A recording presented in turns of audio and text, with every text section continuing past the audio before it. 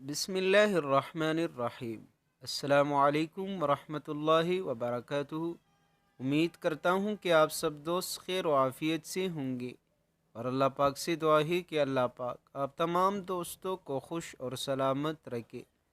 ناظرین، قرض کی ادائیگی کے لیے قرآنی وظیفہ۔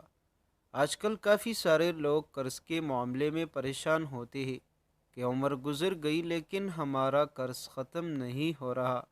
ایک کام کے لیے کسی سے قرض لے لیتے ہیں، وہ پورا ہوتا ہے یا نہیں تو دوسرا کوئی کام نکل آتا ہے جس کے لیے دوبارہ قرض لینا پڑتا ہے۔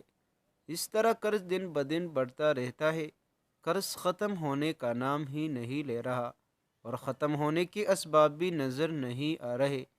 تو ایسے حضرات جو اس معاملے میں پریشان رہتے ہیں اور ہر وقت فکر رہتی ہے کہ قرض کی دلدل سے نکل جائے، کیونکہ موت کا کچھ پتہ نہیں چلتا کہ کب آئے گی، تو اس کے لیے آج کا یہ وظیفہ انتہائی مجرب اور اکسیر ہے، اور وہ قرآن مجید کی ایک چھوٹی سی صورت کا ہے جو کہ آج کل چھوٹے بچوں کو بھی یاد ہوتا ہے۔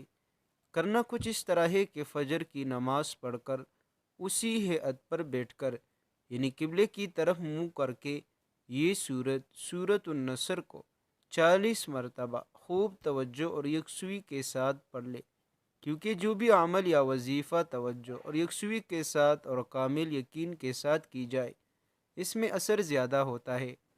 اول و آخر 11 بار درود شریف پڑھ لے۔ درود شریف کوئی بھی ہو، جو آسان ہو آپ کو وہی پڑھ لے، لیکن یہ بات یاد رہے کہ یہ وظیفہ کرتے وقت کسی سے کسی بھی قسم کی گفتگو نہ کرے، اور یہ وظیفہ اس وقت تک کرنا ہے جب تک آپ کے قرضے کا آخری روپیہ تک ختم نہ ہو جائے۔